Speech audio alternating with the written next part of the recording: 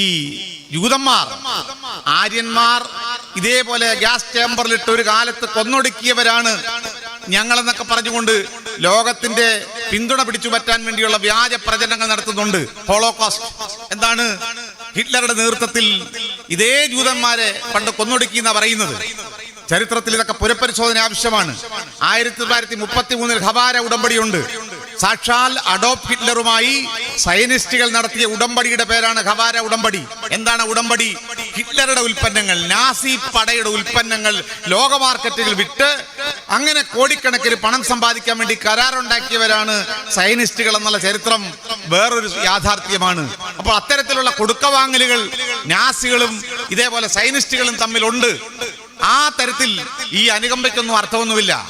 അങ്ങനെ അവർ കുടിയേറ്റപ്പെട്ട അങ്ങനെ പല ആര്യന്മാരെ കൊല ചെയ്യപ്പെട്ടവരാണെങ്കിൽ ആര്യാധിപത്യത്തിന്റെ വലിയ രാഷ്ട്രീയം പറയുന്ന സംഘപരിവാറുമായിട്ട് എങ്ങനെയാണ് ഇതേ ജൂതന്മാർക്ക് ഐക്യപ്പെടാൻ പറ്റുക? ഇന്ത്യയിലെ സംഘപരിവാറിന് ഏറ്റവും കൂടുതൽ പിന്തുണ നേടുന്നത് ഈ ഇസ്രയേലുമായിട്ടാണ്, അവരുമായിട്ടുള്ള ചങ്ങാത്തമാണ്. അതുകൊണ്ട് ഇതിനെ സംബന്ധിച്ചിടത്തോളം ലോകമൊറ്റക്കെട്ടായി പറയാൻ ആഗ്രഹിക്കുന്ന ഒരു കാര്യം, ഈ സയനിസ്റ്റ് ഭീകരത അവസാനിപ്പിക്കണം. ആർക്കും യഥാർത്ഥത്തിൽ ചരിത്രം എന്താണെന്ന് അറിയില്ല, യഥാർത്ഥത്തിൽ നടക്കുന്നത് എന്താണെന്ന് അറിയില്ല. പക്ഷെ കേരളത്തിലെ പോലുള്ള സോഷ്യൽ മീഡിയ നോക്കിയാൽ ഹമാസിനെ കുറിച്ച് വളരെ തെറ്റായ ഈ ഭീകരവാദം പ്രചരിപ്പിക്കുകയാണ്, തെറ്റായ ഒരു തരം പ്രചരണങ്ങൾ നടക്കുകയാണ്. ഇത് ഒരുപക്ഷെ മുൻകാലങ്ങളുള്ളതിനേക്കാൾ കൂടുതലായി ഇന്ന് വർദ്ധിച്ചു വന്നിരിക്കുന്നു. കാരണം എല്ലാത്തിന്റെ പിന്നിൽ ഇപ്പോൾ ഒരു ഇസ്ലാമോ ഫോബിയ ഉണ്ട്. മറുപക്ഷത്ത് മുസ്ലിം ആണെങ്കിൽ എന്തും പറയാം, എന്തും പ്രചരിപ്പിക്കാം. ആ നിലയിലേക്കുള്ള ഏകപക്ഷീയമായ മുസ്ലിം വിരുദ്ധതയാണ്, ഒരു ഇസ്ലാം പേടിയാണ് ഇത്തരത്തിൽ വിതച്ചുകൊണ്ട് കള്ളപ്രചരണങ്ങൾ നടത്തിക്കൊണ്ടിരിക്കുന്നത്. യഥാർത്ഥത്തിൽ സ്വാതന്ത്ര്യ സമര പോരാട്ടമാണല്ലോ നടക്കുന്നത്. നമ്മുടെ നാട്ടിൽ ഒരു സ്വാതന്ത്ര്യ സമര പോരാട്ടം നടത്തിയ, വലിയ സ്വാതന്ത്ര്യ സമര പോരാട്ടം നടന്ന നാടാണ് നമ്മുടേത്. ഇന്ത്യയുടെ സ്വാതന്ത്ര്യത്തിന് വേണ്ടിയുള്ള ബ്രിട്ടീഷ് മേൽക്കോയ്മയ്ക്കെതിരെ, സാമ്രാജ്യത്തിനെതിരെ നടത്തിയ ഇന്ത്യയുടെ സ്വാതന്ത്ര്യ സമരം.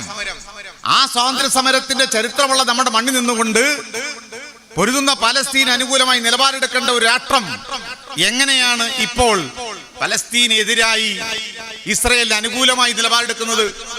നോക്കൂ, മണിപ്പൂരിൽ നീണ്ട കാലം മണിപ്പൂരിൽ ഏകപക്ഷീയമായി ആദിവാസികളെ കൊന്നൊടുക്കുന്ന സ്റ്റേറ്റ് സ്പോൺസേഡ് അക്രമം നടന്നപ്പോൾ നരേന്ദ്രമോദി അടക്കമുള്ള, അമിത്ഷാ അടക്കമുള്ള നമ്മുടെ രാജ്യത്തെ സംഘപരിവാർ ഭരണാധികാരികൾ മൗനം പാലിച്ചു.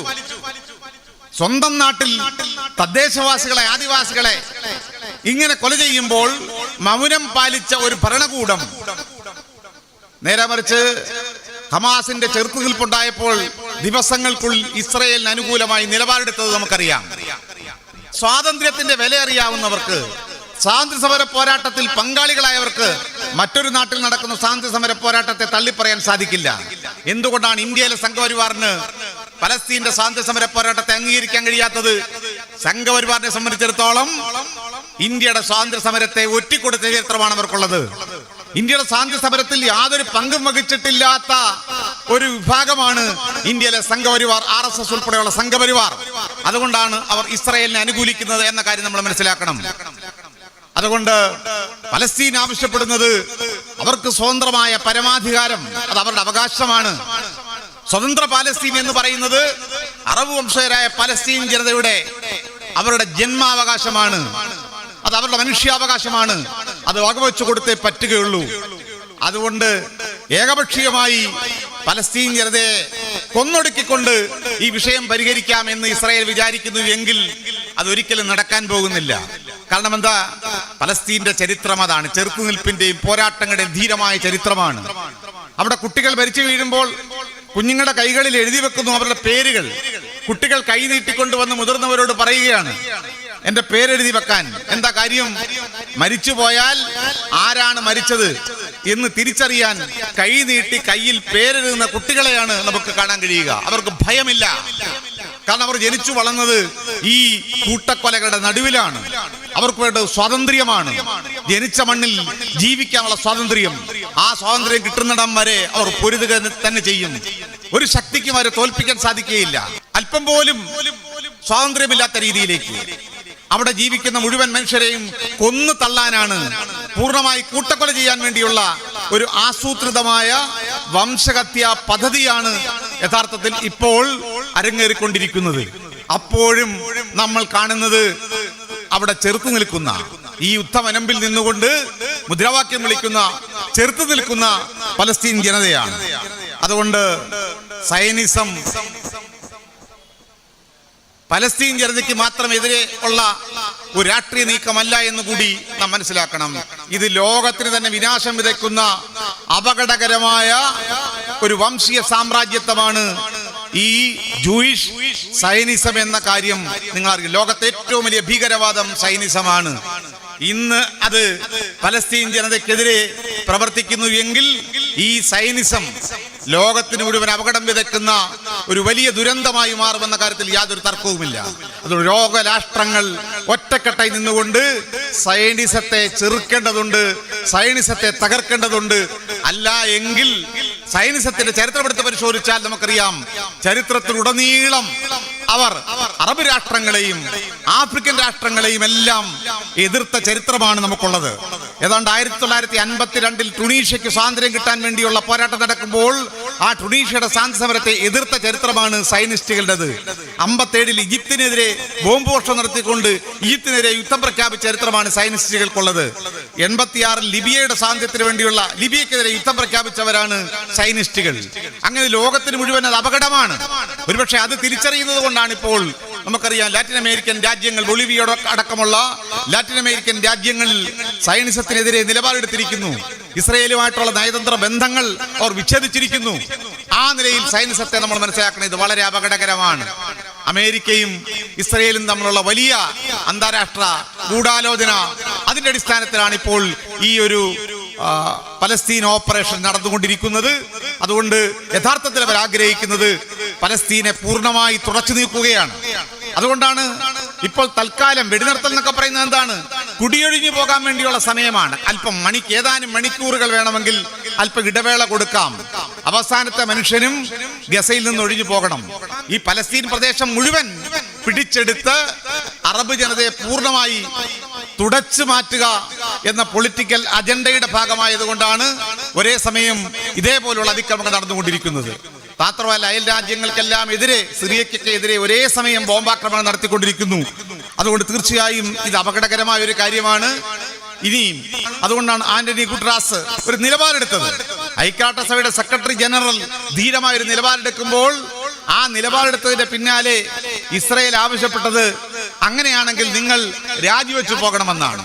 പലസ്തീൻ ജനതയ്ക്ക് അനുകൂലമായ സത്യസന്ധമായ ധീരമായ ഒരു നിലപാടെടുത്താൽ ഐക്യരാഷ്ട്രസഭയുടെ സെക്രട്ടറി ജനറൽ ആണെങ്കിൽ പോലും രാജിവെച്ചു പോവുക എന്ന് പറയുമ്പോൾ എന്താണ് ഇസ്രയേലിന്റെ താല്പര്യം?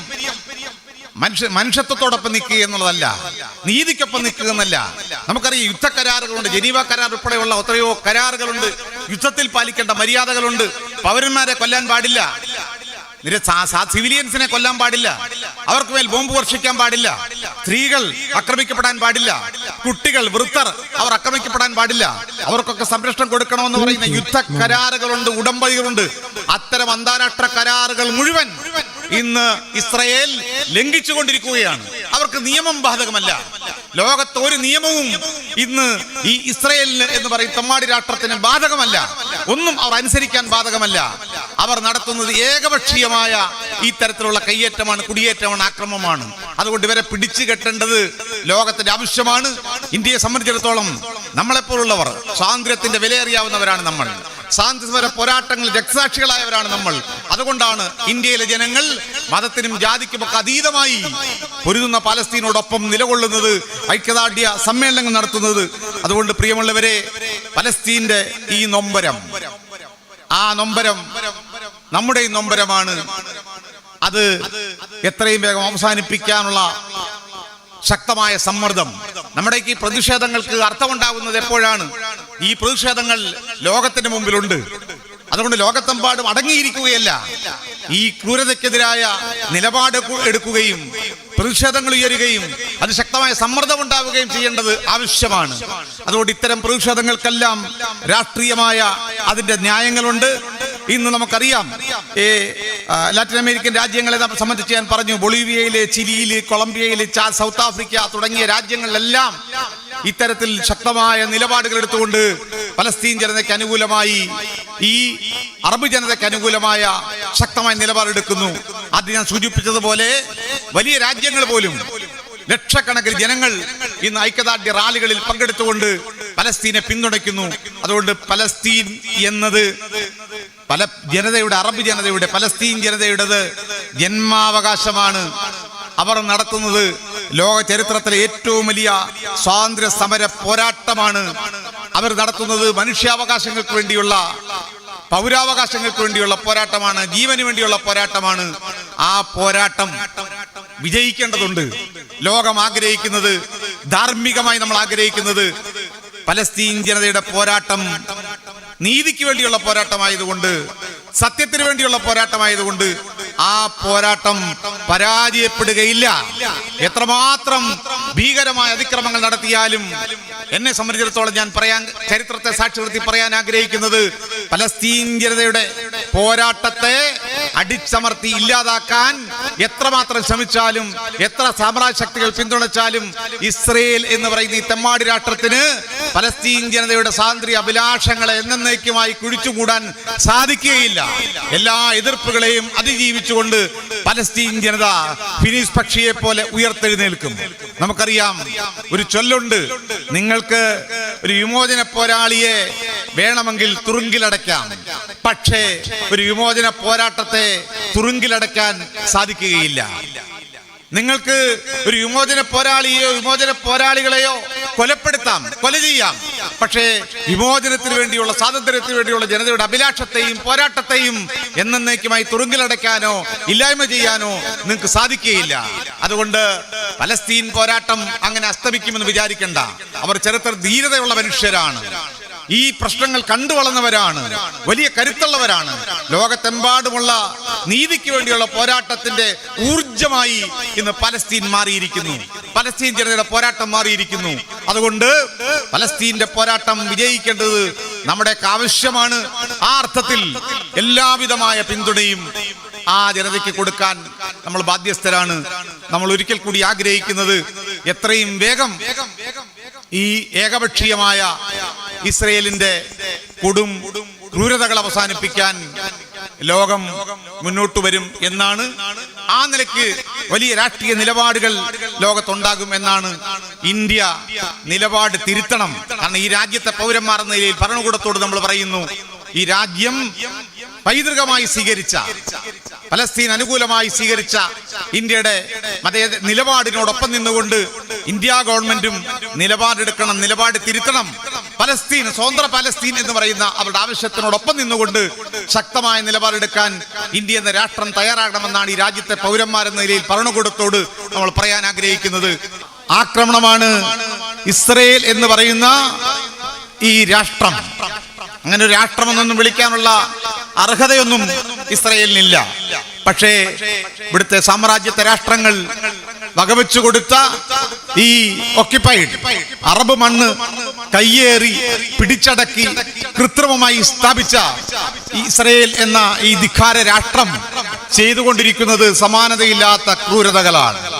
ലോകമെമ്പാടുമുള്ള ജനങ്ങൾ ഇസ്രയേലിനെ അനുകൂലിച്ചുകൊണ്ട് നിലപാടെടുത്ത ബ്രിട്ടന്റെ മണ്ണിൽ ആയിരക്കണക്കിന് ലക്ഷക്കണക്കിന് ജനങ്ങൾ അണിനിരന്ന പലസ്തീൻ ഐക്യദാർഢ്യ പ്രകടനങ്ങൾ നടന്നു. അമേരിക്കയിൽ, ജർമ്മനിയിൽ, ഫ്രാൻസിൽ, ഇറ്റലിയിൽ, അങ്ങനെ ലോകമെമ്പാടുമുള്ള രാഷ്ട്രങ്ങളിൽ പലസ്തീൻ ജനതയോട്, പൊരുതുന്ന പലസ്തീൻ ജനതയോട് ഐക്യദാർഢ്യം പ്രഖ്യാപിച്ചുകൊണ്ടുള്ള വലിയ പ്രതിഷേധങ്ങളാണ് നടന്നുകൊണ്ടിരിക്കുന്നത്. ഭരണത്തലവന്മാർ, സാമ്രാജ്യത്തെ രാജ്യങ്ങളിലെ, മുതലാളിത്ത രാജ്യങ്ങളിലെ ഭരണത്തലവന്മാർ ഇസ്രയേലിനോടൊപ്പം നിൽക്കുമ്പോഴും അത്തരം നാടുകളിലെ പോലുള്ള ജനങ്ങൾ പലസ്തീൻ ജനതയ്ക്കൊപ്പമാണ്, പൊരുതുന്ന പലസ്തീനികൾക്കൊപ്പമാണ് എന്ന് നാം മനസ്സിലാക്കേണ്ടതുണ്ട്. നിങ്ങൾക്ക് ഇസ്രയേൽ എന്ന് പറയുന്ന ഒരു രാഷ്ട്രത്തിനെ സംബന്ധിച്ച് എന്താണ് അതിന്റെ ന്യായം? നമ്മൾ ഒരു ഭൂപ്രദേശത്തെ രാഷ്ട്രം എന്ന് വിളിക്കുമ്പോൾ അതിന് ചില അടിസ്ഥാനങ്ങളുണ്ട്. ഒന്നാമതായി, ഒരു രാഷ്ട്ര രൂപീകരണത്തിന് അടിസ്ഥാനമായ കാര്യമെന്ന് പറയുന്നത് ഒരു ജനത ഒരു പ്രദേശത്ത് തുടർച്ചയായി ജീവിച്ചു വരിക എന്നതാണ്. ഇംഗ്ലീഷിൽ നേഷൻഹുഡ് എന്ന് പറയും. ഒരു പ്രദേശത്ത് സ്ഥിരമായി അധിവസിക്കുന്ന ഒരു ജനതയിൽ നിന്നുമാണ്, അവരുടെ പൊതുവായ ദേശീയ വികാരത്തിൽ നിന്നുമാണ്, മണ്ണുമായിട്ടുള്ള അവരുടെ ഉടമസ്ഥതയിൽ നിന്നുമാണ് രാഷ്ട്രം എന്ന് പറയുന്ന ഒരു ഭാവന വികസിക്കുന്നത്. അങ്ങനെ പറയാൻ എന്തെങ്കിലും അടിസ്ഥാനം രാഷ്ട്രീയമായി ഇസ്രയേലിന് പറയുവാനുണ്ടോ? അറബ് പാലസ്തീൻ മണ്ണുമായി എന്ത് ബന്ധമാണ് ഈ ഇസ്രയേലിനുള്ളത്, അല്ലെ ജൂതന്മാർക്കുള്ളത്?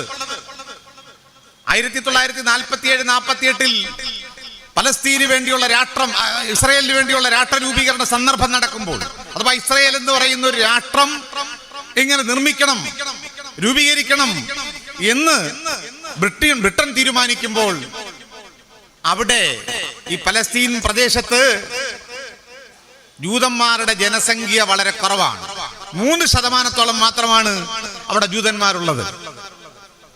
മഹാഭൂരിപക്ഷവും അറബ് പലസ്തീൻ വംശജരാണ്. അവരുടെ മണ്ണായിരുന്നു അത്. അപ്പോൾ പാലസ്തീൻ എന്ന് പറയുന്ന രാഷ്ട്രത്തെ സംബന്ധിച്ചിടത്തോളം, ഇസ്രയേൽ എന്ന് പറയുന്ന രാഷ്ട്രത്തെ സംബന്ധിച്ചിടത്തോളം ജൂതന്മാരില്ല, ജനങ്ങളില്ലാത്ത രാഷ്ട്രമാണ്. അതുകൊണ്ടാണ് അതിനെ ലാൻഡ് വിത്തൗട്ട് പീപ്പിൾ എന്ന് വിശേഷിപ്പിക്കേണ്ടി വന്നത്. ജനങ്ങളില്ലാത്ത രാഷ്ട്രം. ജനങ്ങളില്ലെങ്കിൽ പിന്നെ രാഷ്ട്രം ആർക്ക് വേണ്ടിയാണ്? ഞാൻ ഓർക്കുന്നത്, ഇസ്രയേലിനെ കുറിച്ച് പറയും, ഇസ്രയേൽ എന്ന രാഷ്ട്രത്തെ കുറിച്ച് ചിന്തിക്കുമ്പോൾ ഒരു പഴയ പുസ്തകത്തിലെ ഒരു കാർട്ടൂണാണ്. ഈ കാർട്ടൂണിന്റെ പ്രമേയം എന്ന് പറയുന്നത് നമ്മുടെ നാട്ടിൽ നിലവിലിരുന്ന പഴയ സവർണ ജന്മിത്ത കാലഘട്ടത്തിലെ സംഭവങ്ങളാണ്.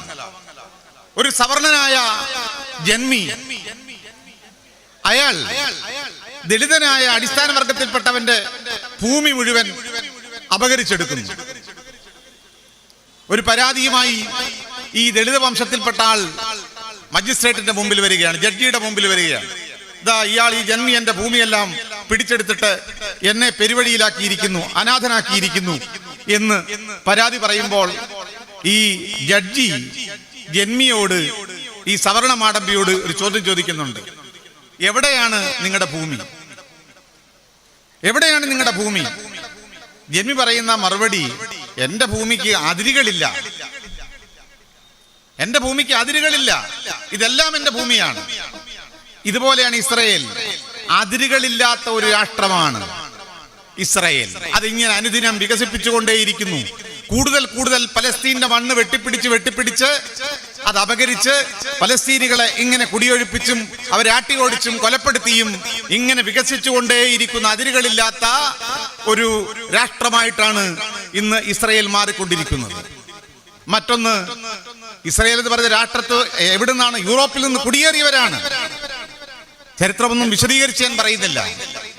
ഏതാണ്ട് 1917 ബാൾഫർ ഉടമ്പടി ഉണ്ടാകുന്നു. ആ ബാൾഫർ ഉടമ്പടി ഉണ്ടാകുമ്പോൾ ആ ബാൾഫർ ഉടമ്പടിയിലാണ് ഇങ്ങനെയുള്ള ഒരു രാഷ്ട്രം രൂപീകരിക്കുന്നതിനെ കുറിച്ചുള്ള ഒരു പ്രഖ്യാപനം ഉണ്ടാകുന്നത്. ആ ബാൾഫർ ഉടമ്പടിയിൽ ബ്രിട്ടീഷ് ഫോറിൻ സെക്രട്ടറി അന്നത്തെ ആർതർ ജെയിംസ് ബാൾഫർ ആണ് ഇത് പ്രഖ്യാപിക്കുന്നത്. ഇത് സയനിസ്റ്റുകളുടെ ആവശ്യമായിരുന്നു. സയനിസം എന്ന് പറയുന്നത് ലോകത്തെ ഏറ്റവും ഭീകരമായ ഒരു രാഷ്ട്രീയ ദർശനമാണ്. അതിന് മതമില്ല. തിയോഡാർ ഹെർസർ എന്ന് പറയുന്ന സയനിസത്തിന്റെ ഉപജ്ഞാതാവ് മതവിശ്വാസിയായിരുന്നില്ല, ദൈവവിശ്വാസിയായിരുന്നില്ല. അതിന്റെ അടിസ്ഥാനം വംശീയതയാണ്. വംശീയത എന്ന് പറയുന്ന ഒരു പരമ്പരാഗത വിശ്വാസമുണ്ട്.